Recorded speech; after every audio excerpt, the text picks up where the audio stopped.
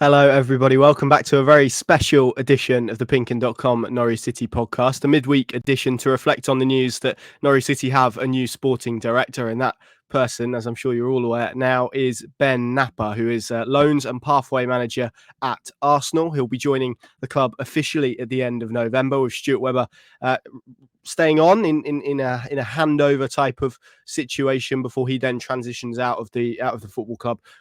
What we understand, that will take place before the January transfer window, and then the January transfer window will be solely down to Ben Knapper. So we're going to have a little pod to reflect, give our thoughts, our feelings, your thoughts, your feelings. We've kind of gauged the mood of City fans via social media, which I know isn't the only way to do it, but it's the quickest and maybe the best ways without walking around the city of Norwich with a clipboard. And that's what we've done. Slight apology from me. I've got a little bit of a cold. You can put the violins away. It's all right, but I might be a bit sniffly and sound a bit different than usual. But hopefully I don't have like a mad coughing fit. Or if not, Paddy's going to have to fill. But we should be fine. I've got a nice cup of tea on the go, so that should be fine.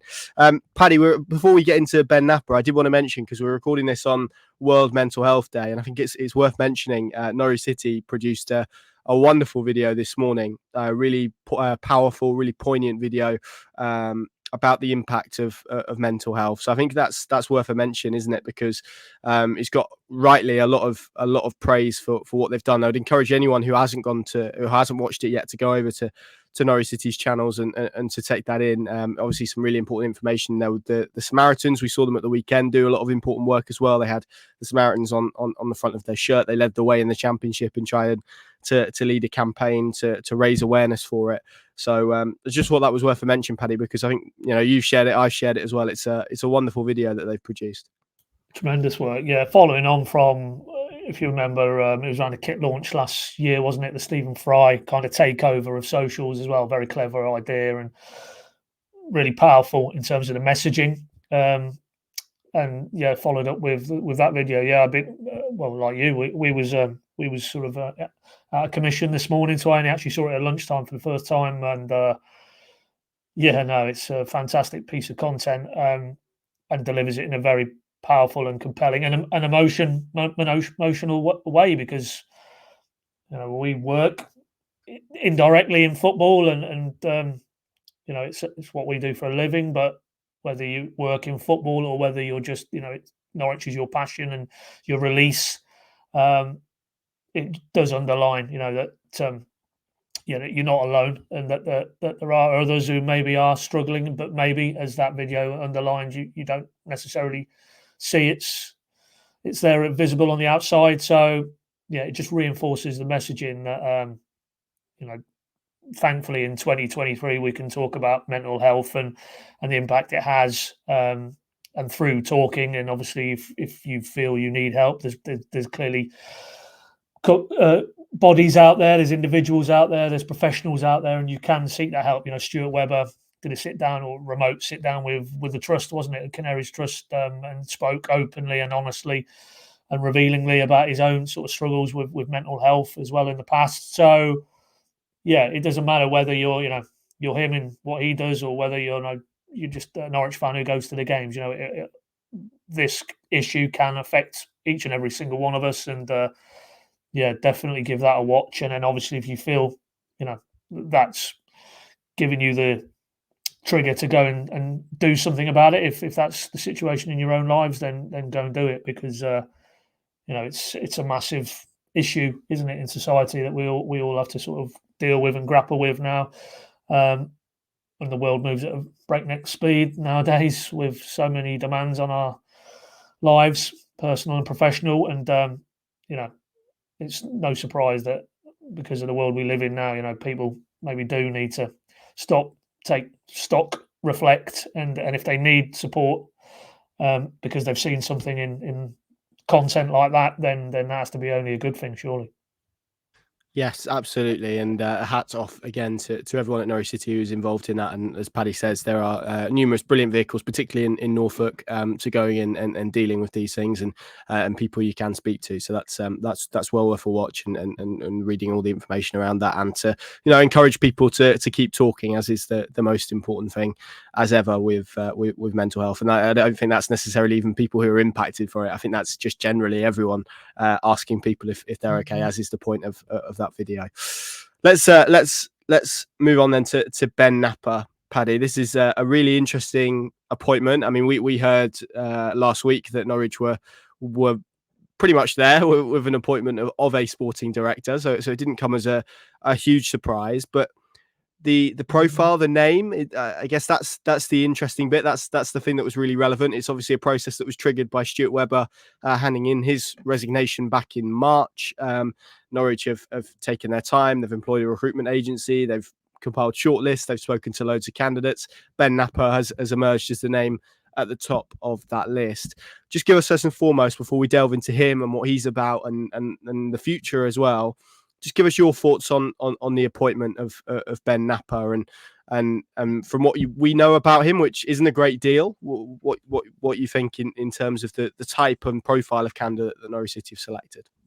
Well, I mean, on the subject of profile, I mean, you did an excellent piece just mapping out how we've got to this point in terms of the starting point being Stuart Webber, making it clear that he felt the time was right now for him to trigger that succession process, essentially. So if you haven't already read that, then just go, PinkUn usual channels, app or brand site, and you can find out almost the every twist and turn of that, including some of the candidates who possibly were on those short lists, plural, from which Ben Knapper has emerged as the chosen candidate. And why is he the chosen candidate? Yeah, well, you're right. I don't think, unless you're an Uber football disciple, I certainly didn't know too much about him at all, if anything, really. But subsequently, since confirmed it Friday evening, I think we've all done plenty of research subsequently, and you build up a picture, allied to the fact that, whether you didn't know him from Adam, the fact that he spent 14 years at Arsenal in a variety of increasingly senior roles, to the point where the last 3 or 4 years he's been working in a very tight-knit group with Mikel Arteta there and Edu, their technical director, in this loans manager role, which on the face of it, you might think, well, loans manager, because obviously Norwich have had experience of that with Neil Adams. So is that a like-for-like fit for the job that Stuart Webber is clearly going to be vacating? But if you dig a little bit deeper, understand as we do quite clearly, the model at Norwich, and one pillar of that model is player trading and player development, and that's essentially the job that this guy has been doing for the last 3 or 4 years, with a fair degree of success, it would seem, both in terms of developing players for Arsenal's first team, a squad now which are good enough to justifiably compete for the Premier League title.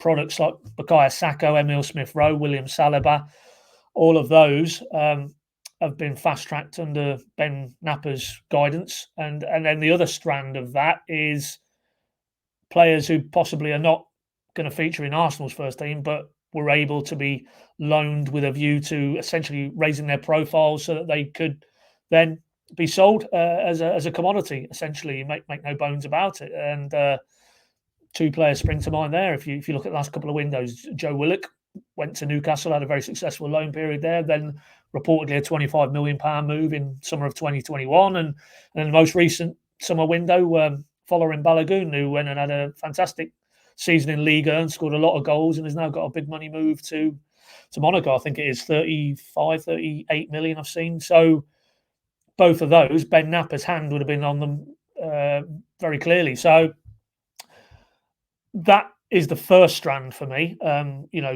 to find an individual who has a good track record of developing, and if it's not for Norwich's first team in this instance now, then selling on talent, because essentially that was one of the pillars that Stuart Webber drove forward this strategy. And we only have to stop and think, from James Maddison onwards, essentially, right through to Emi Buendia, maybe pull that timeline tighter together there, and all the players in between, Jamal Lewis and Ben Godfrey, and obviously post Emi Buendia, Max Aarons, and really, unless things are going to dramatically change with the Atanasio groupings increasing shareholding in terms of pivoting away from a self-funded, self-generating type of model, and everything that we hear and see, and you look from afar at how he's ran the Milwaukee Brewers, that isn't going to change,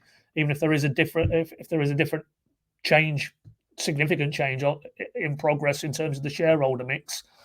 I don't think the underlying direction of travel is going to change. So if that is the case, then there will be a premium on other individual coming into that role and being able to do that, because they will need to generate funds from player trading.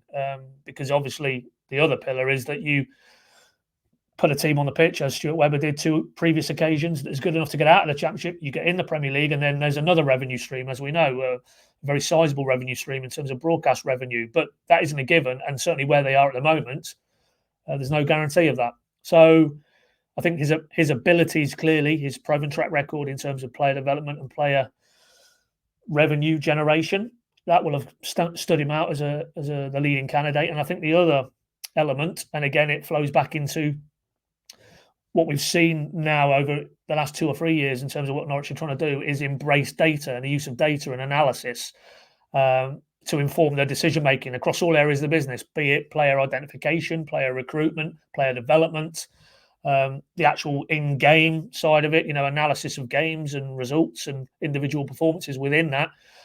And again, take a step back maybe from Ben Knapper's last role at Arsenal, but he actually joined them as an analyst. He had a similar first-team analyst role at Scunthorpe. Then he moved into those positions at Arsenal.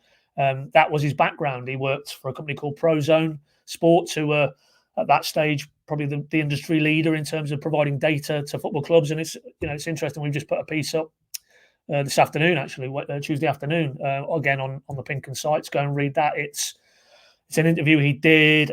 He's a former graduate of Hull University. He's gone back there and took part in a panel discussion within the last 12 months, talking about his trajectory and data and how even in the 10, 12 years he's been working in football, the transformation in the use of data that clubs are now employing to almost get ahead of the curve. And, this guy is, by all accounts, highly regarded as a bit of a visionary in that field. And in this, as you say, this panel discussion, it really is quite an eye-opening segment about data. And he talks about how Arsenal had essentially a computer processing plant in South Asia, with data analysts and programmers and computer science personnel, and just essentially massing data from games all around the world to then interpret it into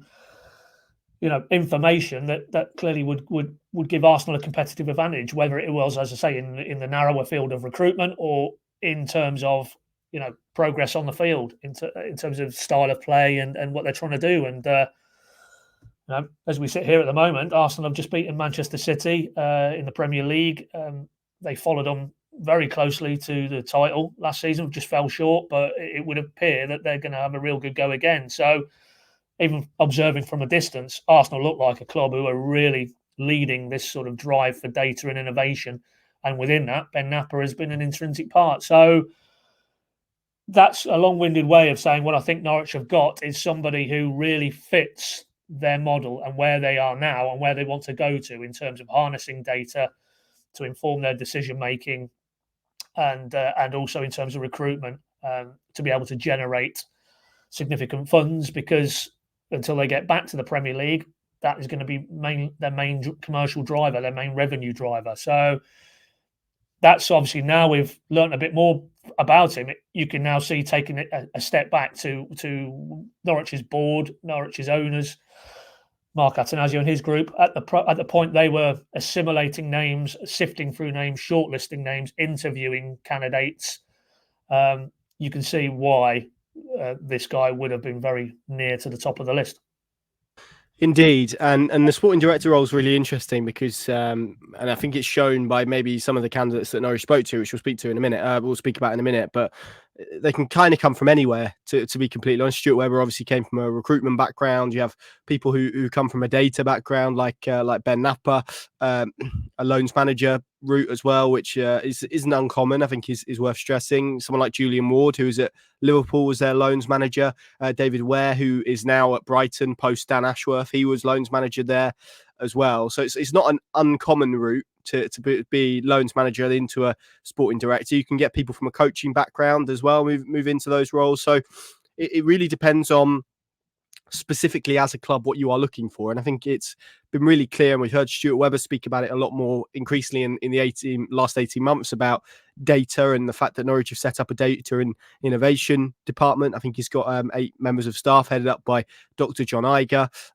Obviously, that's something that the Atanasios and his group have helped with massively, considering where the Milwaukee Brewers are, as you mentioned, Paddy. So it's clear that Norwich were looking for someone who had a handle, if I don't hit my microphone, a handle on data, and that is obviously a key reason why he's emerged.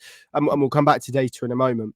But let's now talk about the process. So Stuart Webber resigns in March. We of course didn't find out about that until the summer when it was officially announced. I think there was, with hindsight, a few teasers in the round of interviews that he did, and plenty of whispers in around that as well.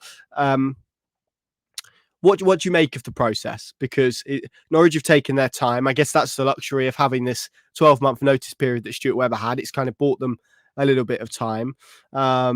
They've obviously spoken to a wide range of candidates. They've appointed a recruitment agency to try and get a handle on the market and what options are out there, because for the reasons outlined, sometimes you can't always. It's still quite a new role in England. I think that's probably worth mentioning. It's more common sort of on the continent, but certainly in this country, whilst most clubs now in top flight and championship level have a sporting director, technical director, director of football, one of those kind of football figureheads, they're still kind of graduating from other positions within the game, which is why there's such a broad field of candidates that need to be narrowed down, which I guess is why Norwich City felt that they were better served employing a recruitment agency to help with that process. And to be clear, a recruitment agency kind of helps them put a list together of candidates, which obviously Norwich compiled eventually a list of 6, and then they kind of went on by themselves to speak to candidates and eventually obviously appoint a candidate.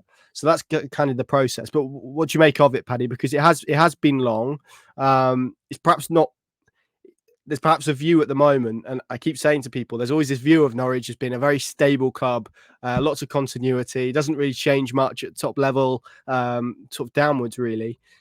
There has been a lot of change in the last 6 months. I think there is a perception, rightly, wrongly, amongst some fans that it feels like a little bit of a club in limbo at the moment. It feels really difficult in hindsight to say, oh, well, this should have happened quicker. So I'll rephrase the question. Can you understand why Norwich have taken the time that they have over this appointment?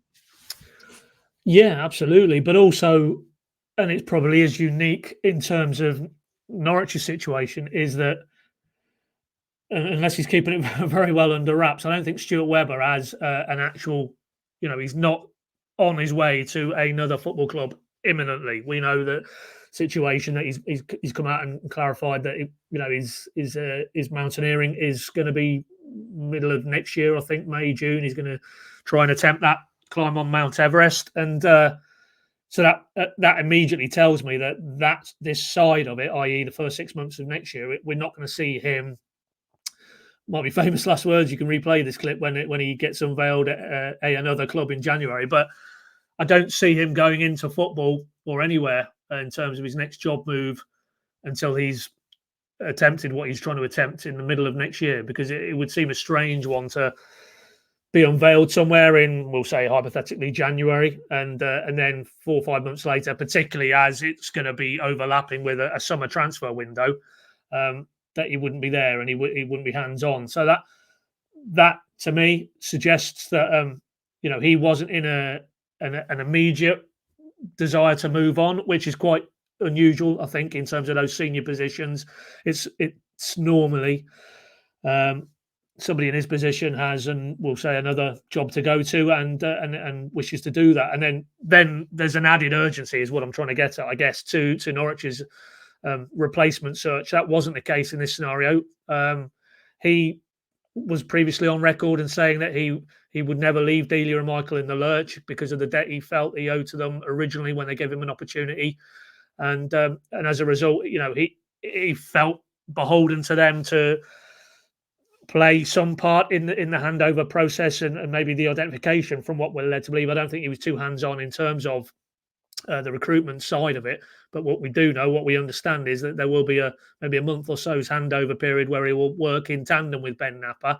So again, he's, that lends itself to ultimately what they needed to do, really, which was get the right appointment. You don't want to rush something, and because there's an imperative, because in this scenario Stuart Webber wasn't going to be there, and they couldn't really have that sense of drift in what is, in Norwich's model, an absolutely critical football-facing position. He is the football figurehead. Yes, we know Delia and Michael up to this point were the ultimate arbiters of the direction of travel, but we all know, anybody who's been close to it, who's observed it, that day to day, he really was calling the shots.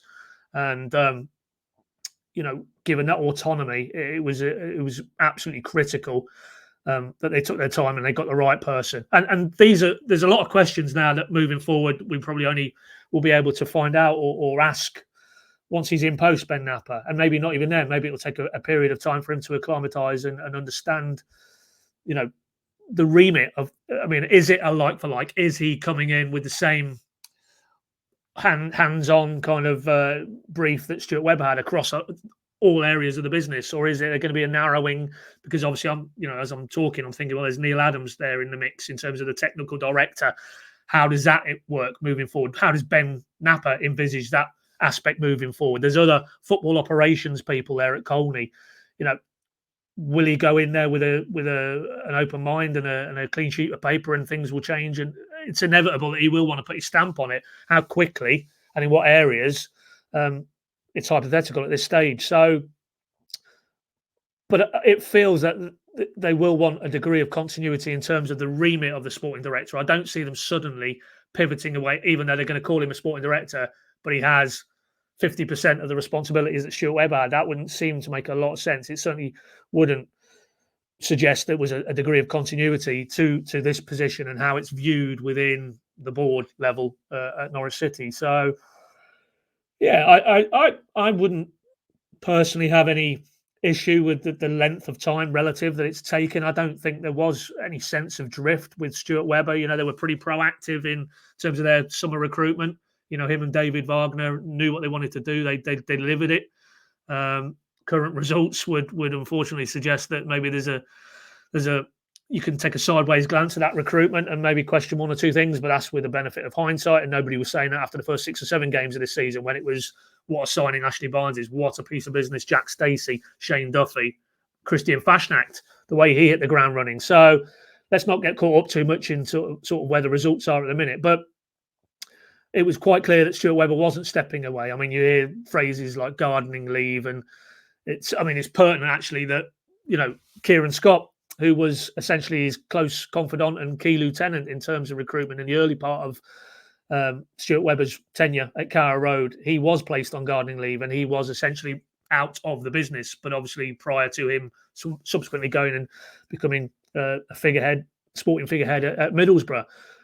But there was none of that with Stuart Webber. He's been very active. He's been firmly plugged in. Not a lot has changed. You speak to people in and around the football club since that announcement was made public.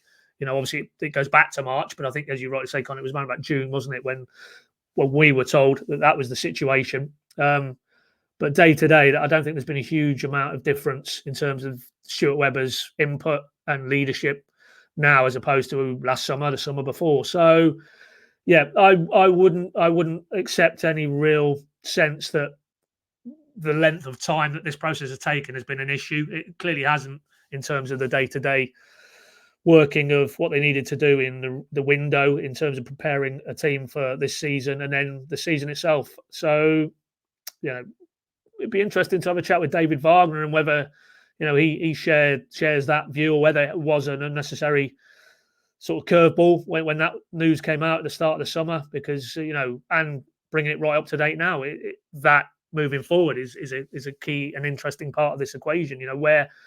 Where do him and Ben Knapper sit? Are they on the same page? Do they share the same view of football. We'll put that to David at Coventry on Saturday's game, and of course, he's not going to say anything different. But I mean, from the first initial meeting he had with him, they sat down, talked together for a number of hours, liked a lot of the ideas he heard from Ben Knapper, and can't wait for him to officially take over, and then they can start to develop that relationship further. But there's so much that will unfold in due course with this appointment. But in terms of the process, no, I think, from what we're learning about Ben Knapper as a candidate, it looks an astute piece of work from a outside recruitment agency, and then supplemented by the work that Zoe Webber and the rest of the executive committee, and then obviously the shareholders and the directors have put into this process. And what you wouldn't have wanted is the charge that they went knee jerk and they made the wrong appointment, and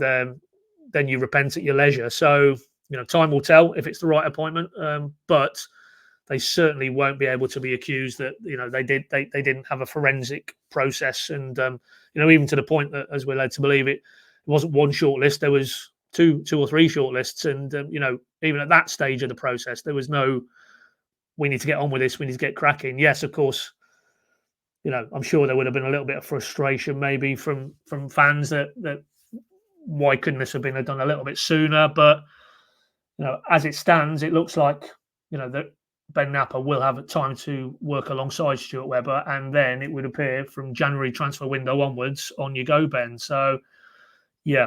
And of course, there might have been an issue in terms of him and Arsenal and extricating himself from Arsenal in terms of contractually. We don't know that. We're not party to that. But, yeah, I mean, I'll bowl that one back to you, Con. I mean, what are your thoughts? I mean, was the process elongated? Was it where it needed to be? Would there have been a case for it to have been short-circuited and Stuart Webber had departed in the summer and the new person had come in? I mean, where would you sit on it?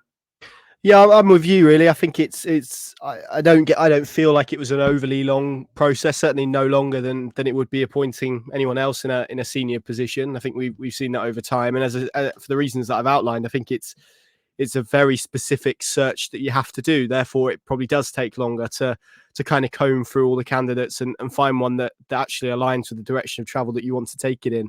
For example, it would have made no sense if Norwich City feel that data is the area that they want a specialism in, for them to pluck someone out of a kind of youth development or coaching background. That's not to say they would all have been wrong, but you have to get someone who is a fit that can kind of sit in the centre of your club, as Ben Knapper will do from a footballing perspective, and channel out culture, approaches, ideas, philosophies. All of those are going to be from him outwards. So you have to get the right person in order to do that. And there are previous cases of Norwich City not doing that. And I think we could probably reference Jez Moxey as one of those as a process where they went down a certain line that was the wrong line, maybe a haste that was too quick. So I think there have been some lessons learned. And the other thing I would say is that this is a really attractive job in football, really attractive job, because for the reasons that you outlined there, the amount of autonomy that Stuart Webber had,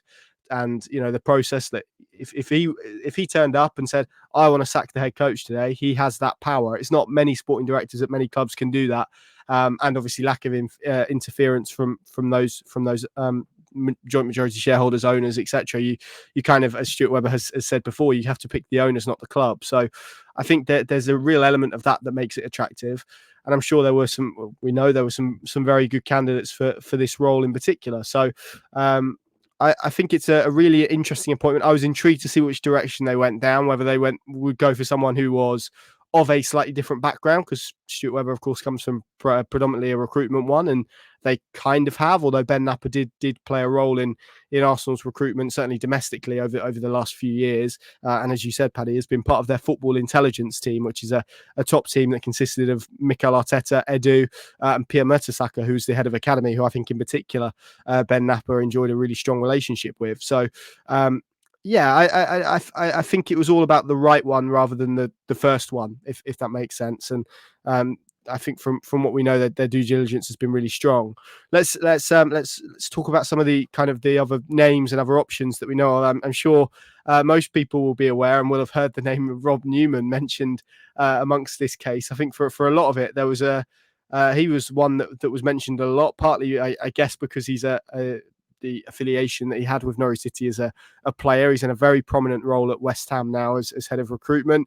There's a lot made about him making various Carrow Road visits, which, I think, as we pointed out on the podcast before, he has done certainly in the last 18 months pretty regularly. He's local, makes sense for him. I'm sure he's looking at the talent that Norwich City have on offer. I think Gabriel Sara's been linked to West Ham at various points. I would say that's not a coincidence. So I think there was a little bit of adding 2 and 2 and getting 5 in those.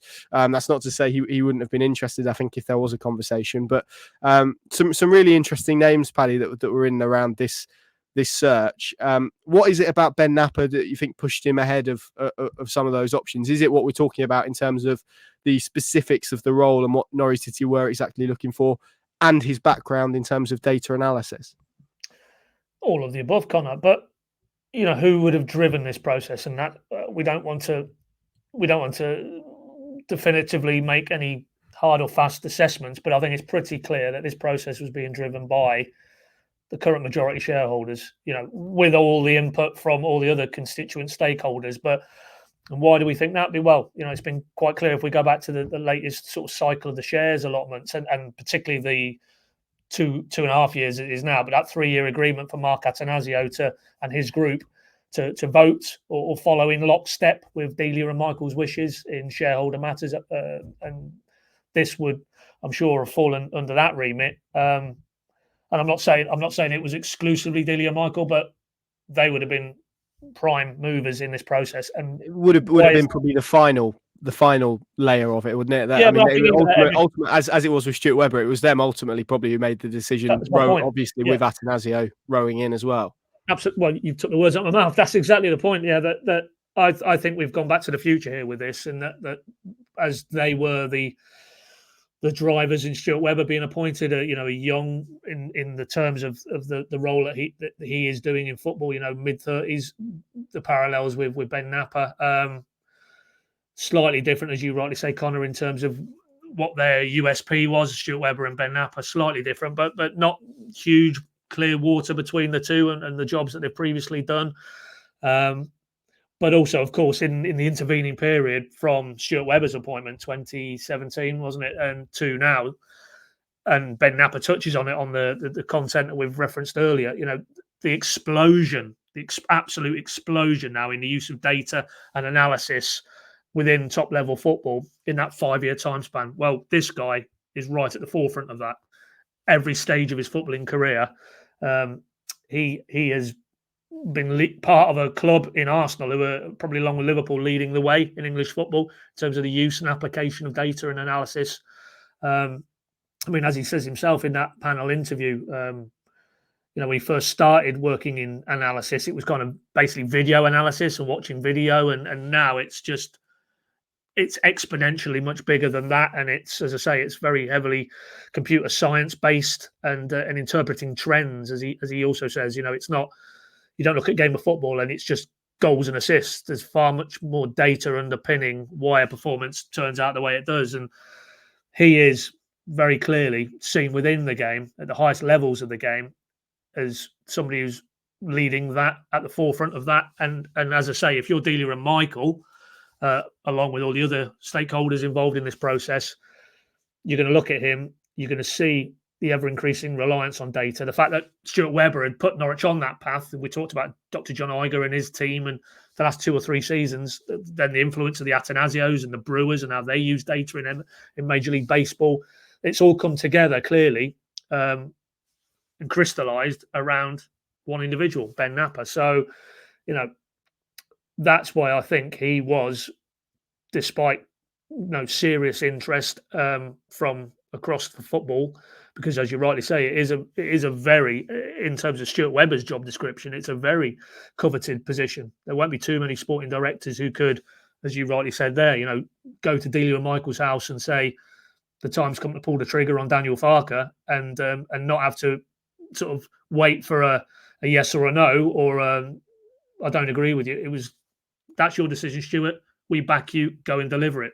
I don't think there's too many sporting directors, technical directors in English football at the top end of the game who would have been able to have that conversation with their de facto owners. So that's why I think if you're Ben Knapper, because I look at it and I think, well, he's is really on quite the fast track at Arsenal, and there was even talk about him around the time Edu became sporting director. Could he be a future sporting director at Arsenal? So, if his star is that high within an emerging force again in English football, he's looked at it and he's thought, no, I'm seeing what I'm seeing there with Norwich. I'm seeing what I'm seeing there with Stuart Webber. The job description that Stuart has there, and I want that job. So I mean, for me, it's a huge feather in Norwich's cap, really, that somebody of his ilk, of his caliber, of his clearly upward trajectory in the game, feels that Norwich is a perfect next career step for him. And if that is the case, then it's going to spark something quite positive and quite uplifting. How long it might take and what it looks like, nobody knows. But as an appointment, I think you cannot, if you're just a Norwich fan and you don't really have any sense of who Ben Knapper was before, or even what he does or what he might bring to the role. But if you just take a step back and look at it, it has to be hugely exciting because it feels fresh, it feels innovative again. And that, if you take it right back to when Stuart Webber was first unveiled, I mean, I don't think there would have been many clubs in the English Championship that had a sporting director and an overseas head coach in 2017, if any. And so at that point, that was bold and that was innovative. And as it transpired, within 2 seasons, they were ahead of the curve because they were romping to the Championship title, a lovely brand of football, and they were having a go in the Premier League, or at least they got into the Premier League. You could argue they didn't really have a go, but at least they were competing at the top table. And you just hope that when we begin this era, that maybe the next 12, 18 months, that feeling is there again, that we can look back at this point and say that was what a piece of foresight to get Ben Knapper in, and how well he's driven Norwich forward again, and how innovative they've been, and how ahead of the curve and other clubs in the Championship as they were in 2018-19, looking at Norwich and thinking, we need to do that. We need to follow them. We need to emulate what they're doing on and off the pitch. Because I think we'd all agree, certainly in the last second time round in the Premier League onwards, it hasn't felt like that. It's felt a bit tired, a bit end of era, a bit, time for a reset a little bit. And obviously now, not just with Ben Knapper, but with what's happening with the Atanasio group, you get that sense that this is just about a new era, I think, in the next few months. And if you're a Norwich fan, and particularly with what a certain team over the border are doing at the minute, you want that. You want something optimistic to look forward to feel that, okay, yeah, it's not been great maybe the last 2 years or so on and off the pitch, but the club have recognised that. They're trying to do something about it, and then we'll see. Then it will rest on the shoulders of Ben Knapper and the people he employs around him, and as you rightly say, the cultures that he sets as almost the focal point of a new way for Norwich. Yeah, let's have a little look through his CV, which it does make for real interesting reading. As you mentioned earlier on, Paddy, University of Hull graduate. It was a sports coaching and performance degree that he did. He was then very quickly parachuted into a first team performance analyst role at Scunthorpe United in between 2007 and 2009, which for context is during that high point in that club's history. Obviously very difficult times for them at the moment, and hopefully they're going to emerge out of them pretty soon. But that was during the Nigel Adkins Scunthorpe in the Championship, League One Championship kind of run, Gary Hooper, that kind of period in that club's history. So it's a good place to kind of start your career. He then moves on to Prozone Sports, which you've spoken about before, is a company that kind of deals now with over 300 football clubs, but I'm sure back then it was probably slightly fewer than that. But they got Arsene Wenger on board pretty early on and got endorsement from him, and therefore that's kind of where he first got introduced to Arsenal, because he was kind of working for Prozone, dealing with Arsenal, and impressed to such an extent that they moved him across, and he became a football analyst in July 2010, and that's when his relationship with that football club began. And again, this would have been for an extensive period under Arsene Wenger. He would have been a part of Arsene Wenger's analysis team. And you think about how innovative Arsene Wenger has been in terms of the English game generally, but certainly with data as well. I think that's worth a mention. And again, 2015, after 5 years service as an analyst, he gets promoted to a lead football analyst, again under Arsene Wenger. So he's Arsene Wenger's person who gives him lots of information about opposition and game plans and is involved in those kind of aspects of it. Again, heavily leaning on data, and that becomes the theme of this. Gets another promotion again. Also worth mentioning that obviously he was there as well under Unai Emery for a period as well as his lead football analyst. So two really good mentors there, and one of the Premier League's best ever coaches, and certainly a very, very good coach in the game who's won Europa Leagues and obviously now Aston Villa and doing very well there.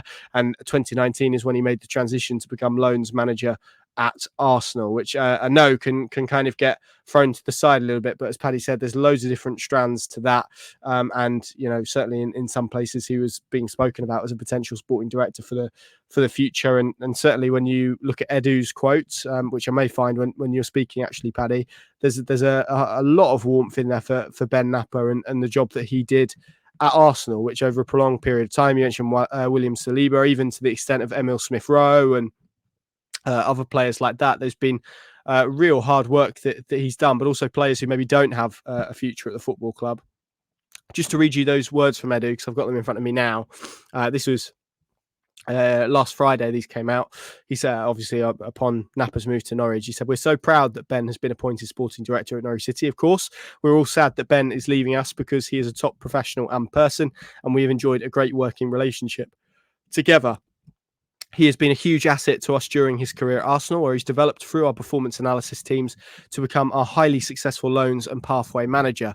Ben has played a key role in the positive development of so many of our men's players over the years, where he's driven a part of our football strategy to give our players the best possible experience to ensure they return to us with enhanced qualities to continue their careers with us or elsewhere. We're proud to have given Ben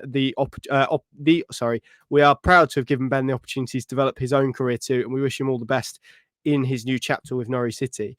And whilst this kind of point about data has been made a lot, and quite rightly, I think there's also hints at the roles that he's played in terms of youth development, slightly different in terms of being an academy manager and maybe having a real hands-on role in how a player improves on one skill to two skills. But in terms of creating pathways for development, I remember when William Saliba and a lot of Arsenal fans were going, "Why is this guy out on loan?" And actually he's come back and suddenly looks like one of the Premier League's best performers. That kind of feels like it's a point that's been lost under the radar as well. He's been very good at mapping out pathways and successful pathways for players to either return into Arsenal's first team. We give countless examples, and is very popular in doing so, or actually raising funds, and that can be on a very micro level as well. I know people are mentioning the Marquinhos loan, but there are others as well into League One clubs, into League Two clubs, that has eventually either led to them getting a deal elsewhere that has set them up to go and have a career as a footballer, even not at Arsenal, but also has probably generated funds for the club as well. So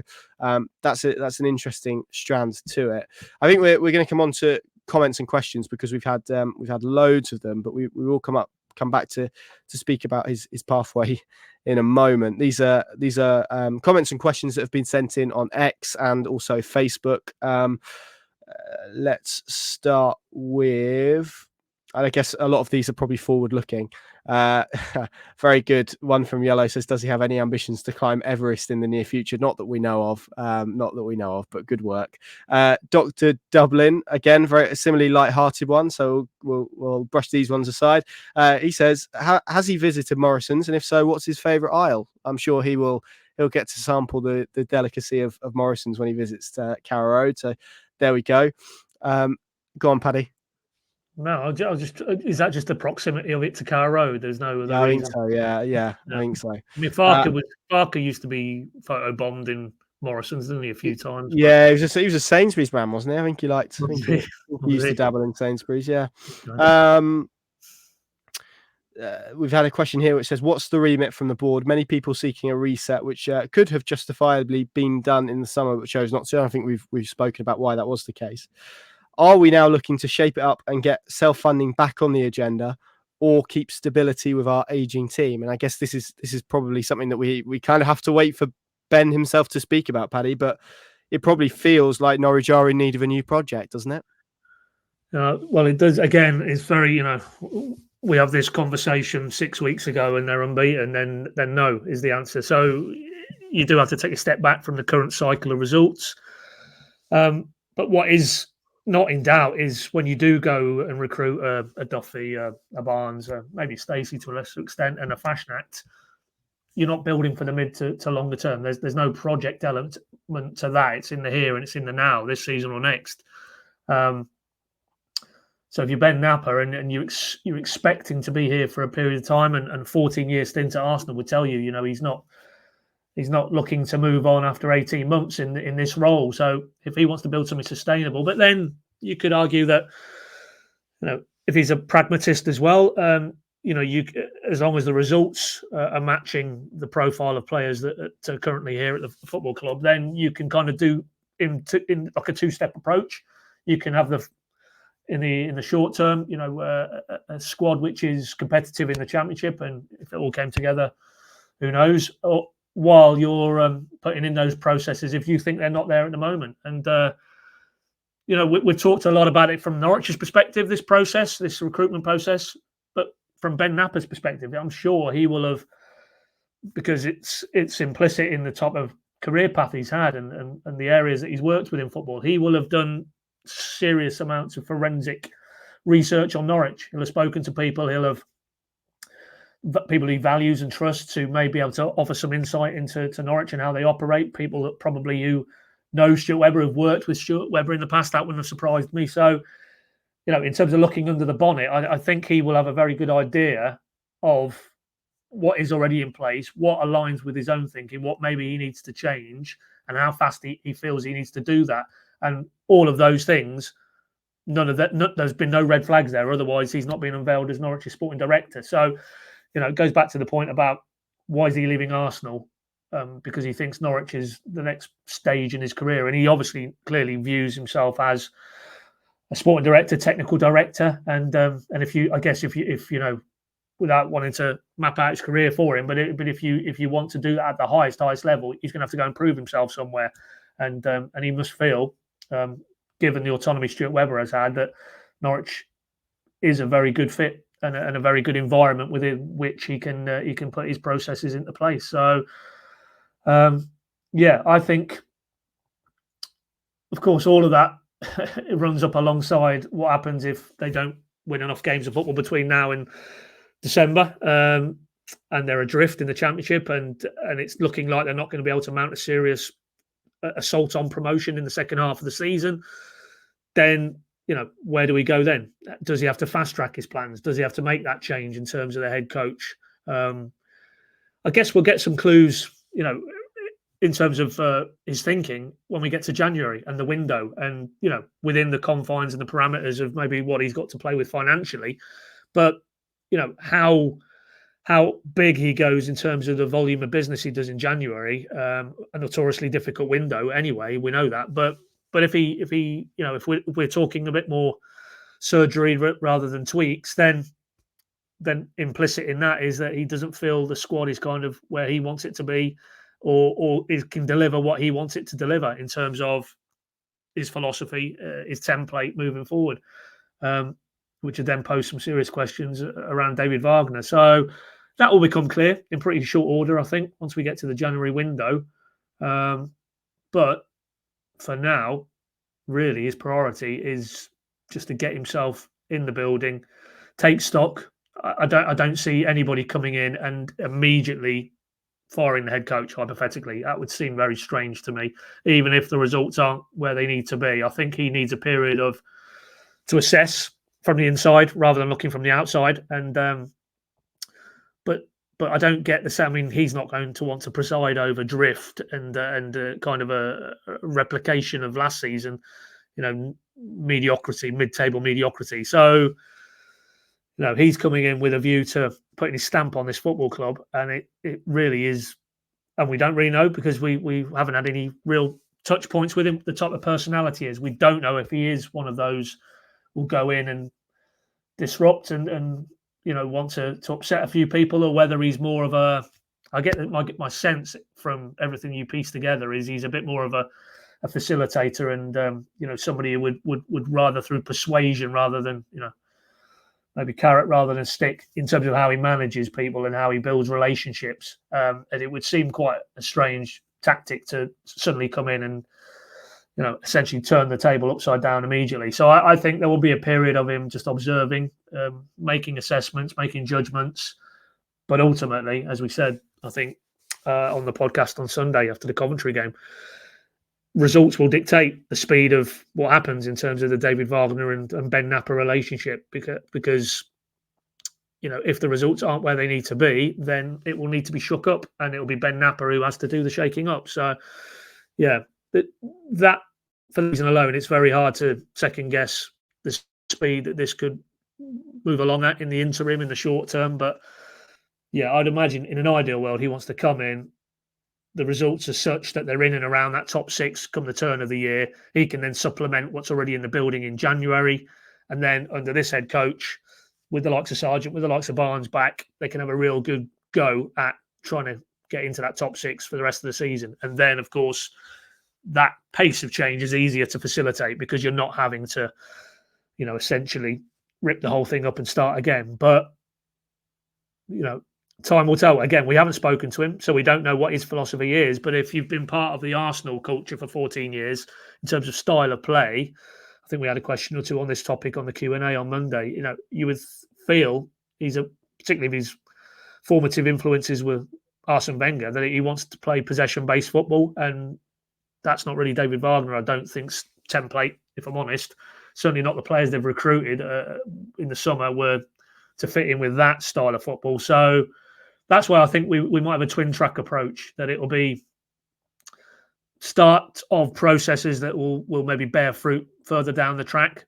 But allied to that, of course, he will be judged, as will David Wagner and those players, on what they can produce over these coming months in the Championship. And if it's not good enough, if it's below expectations, then there will have to be some changes. And clearly, from January onwards, it'll be Ben Knapper who's making those changes. Yeah, and the difference is obviously, I think Stuart Webber arrived in March, didn't he? At a point where the season was basically dead. So that kind of assessment period was radically different for him than it will be for Ben Knapper when he's joining mid-season. There's a transfer window literally a month after he joins. That wasn't the case for Stuart Webber. Norwich didn't have a manager when Stuart Webber, or a head coach when Stuart Webber arrived. So it's a completely different situation that he is inheriting for now. Obviously, that could look radically different in a few weeks or so.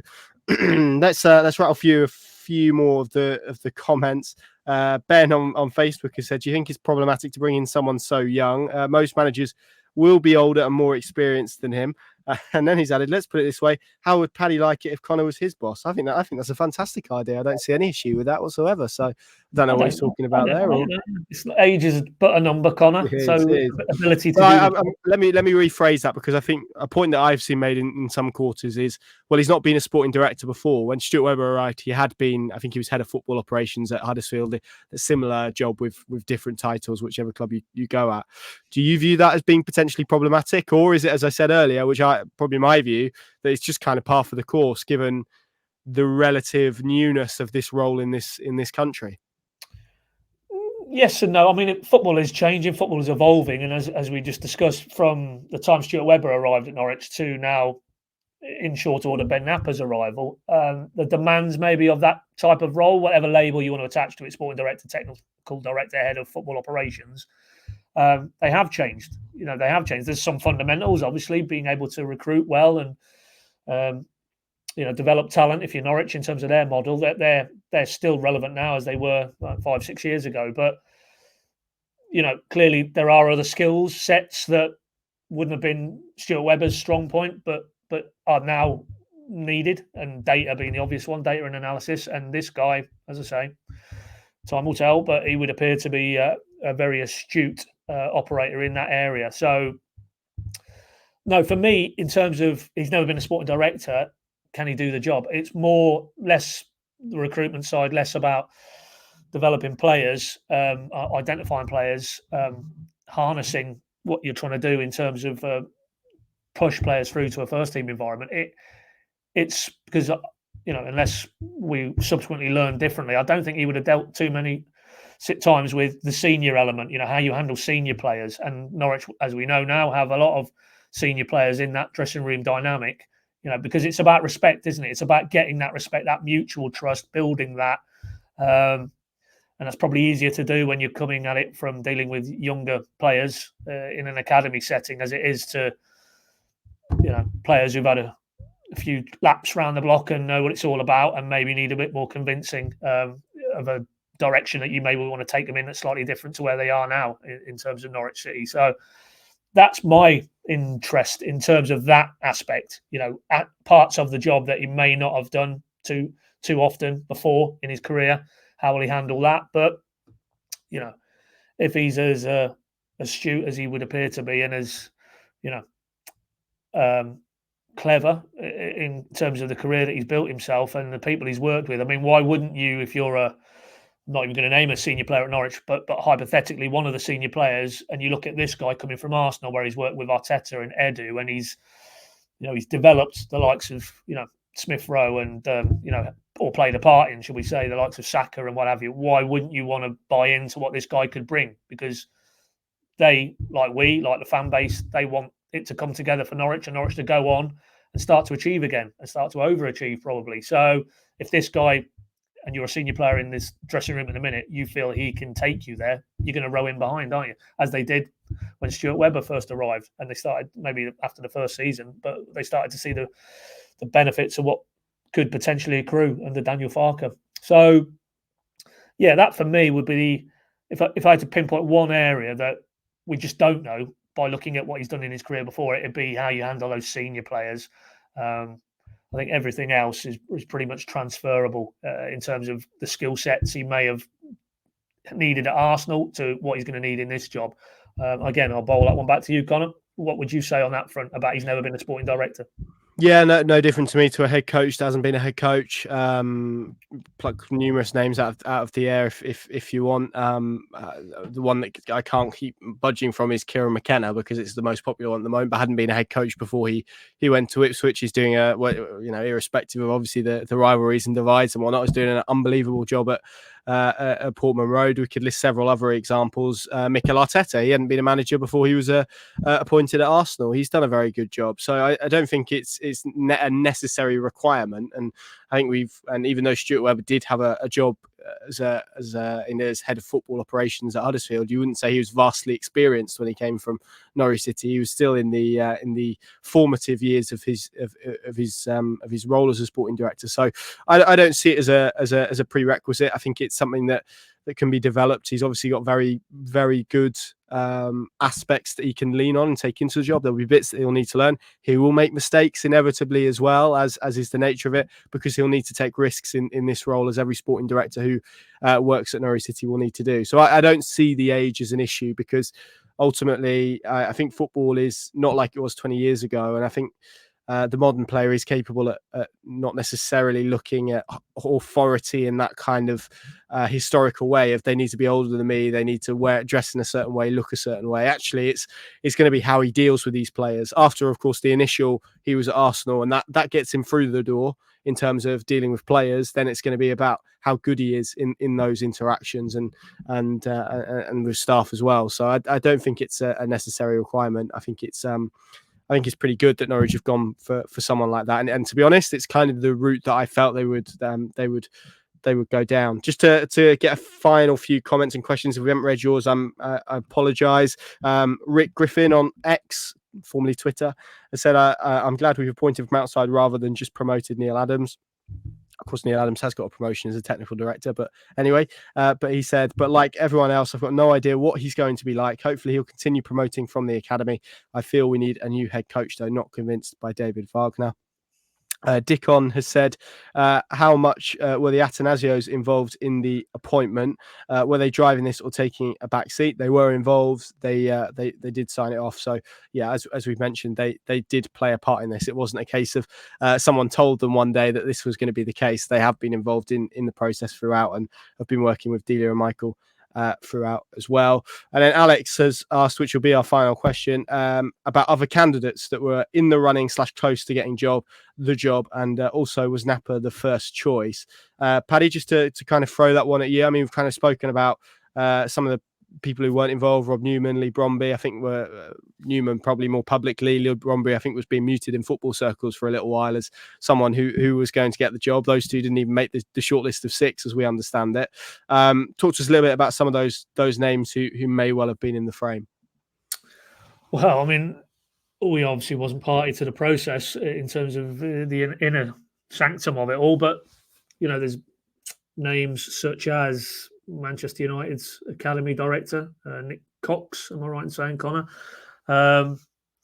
He, by all accounts, was one of the ones who was on those lists of potential candidates.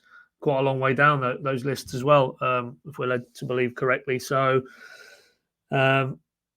you throw one or two other names in as well, Connor. Steve Hitchin, who was at Tottenham, a recruitment chief. I think he's someone that Stuart Webber knew well. Worked at Liverpool with Damien Kamoli. Helped with the Ollie Skip loan deal as well. I'm sure with Stuart Webber. Yeah.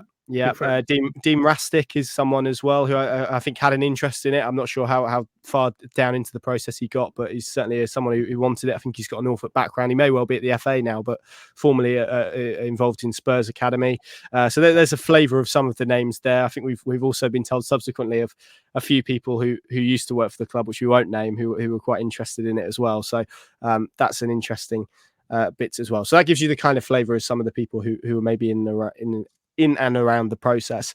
Just finally, then Paddy, as we close the pod, I'll throw this at you, and then I'll probably answer it as well. November the 27th, Ben Knapper drives or walks or bikes. I don't know how he travels. It's up to him. He comes into the Colney Training Centre.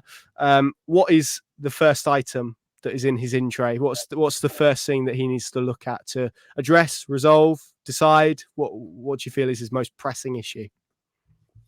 Well, I think between now and that point, I think I'm right in saying, did we count it up the other day? There's about 6 championship games. 6 games, yeah. 6 games. Some tough ones in there on paper, anyway. Leeds, Borough, Blackburn. Yeah, I'll read them to you, shall I? I mean, yeah. you've listed the next 3, which are obviously Daniel Farke's Leeds at Carrow Road, which is going to be spicy, I think, as Daniel Farke used to say. Let me try and find Norwich City's fixtures, which is proving a little bit difficult. But yeah, it's Leeds, then it's Middlesbrough at home, then they travel to Sunderland. So those 3 in particular are going to be difficult. It's going to be interesting to see how Norwich City get on with those. Then it's Blackburn at home on November the 5th. Then Cardiff away on November the 11th. Then we pause for another international break, deep joy. And then Norwich City play QPR at home on November the 25th. And that's the weekend before Ben Knapper starts on the Monday. On the Tuesday night, Norwich City travel to Watford. So there's 1, 2, 3, 4, 5, 6 games before he officially takes the reins, although you would probably expect him to be at Carrow Road for that QPR game on the 25th of November, I would say. You would, as he's now officially left Arsenal. But you asked me a few minutes ago what would be at the top of his in tray. Well, if they haven't managed to pick up a haul of points from this clump of games we've just discussed to put them, well, at least keep them in more or less the territory they're in at the minute, and I don't mean position in the table, more points to that top 6 conversation, then that will be his priority. Because, and what hand he'll have been dealt then if he walks into a squad and a coach and a coaching staff who are firmly on the back foot. We don't need to overinterpret, some of the reaction from the travelling fans at Plymouth and Coventry most recently, but there is that. It is there underneath the surface. And if the home form, which was hitherto basically propped them up in terms of 4 wins from 5 this season, if that heads in the wrong direction and they're not able to address the issues they've had recently on the road, then, I can only see an acceleration in that feeling of frustration in terms of more broadly across the fan base. But let's just keep it in perspective for now. But it's a very doom-laden end to this discussion about what should be a positive era. But, if it pans out that they really haven't injected any momentum in the next 6 or 7 games, then let's be honest, let's not put it any other way, his first priority will be what happens to David Wagner, won't it? Yeah, and it underpins just how, even though this is a long-term role, how much there is still to sort in the short term, and that, of course, is going to be down to Ben Knapper. I think that brings us to a nice close. We could talk for another hour, I'm sure, but I think we'd be very much dealing in the realms of hypothetical. So hopefully that's given you a little bit of an insight into him. We've answered some of your questions. We've looked at him. We've spoken about the process. We've spoken about how we got here, what the future might look like, and giving you a little bit of the lowdown on Norwich City's new sporting director, who is currently probably enjoying a nice break somewhere. I don't know this, but probably somewhere hot, I would imagine, before he takes over at Norwich City. But I'm sure he'll be acutely aware of the events that are unfolding at Carrow Road, at Colney, and before he starts next month. And it will embark what is the latest. It feels like we've had loads of new eras recently in Norwich City, but the latest new era at the football club. And here is to hopefully a successful one. Thank you very much for listening. We will see you after the Leeds game now, probably after the international break. You've got 2 pods there to fill your 2 weeks with, and we'll see you again very soon. Thanks for watching / listening.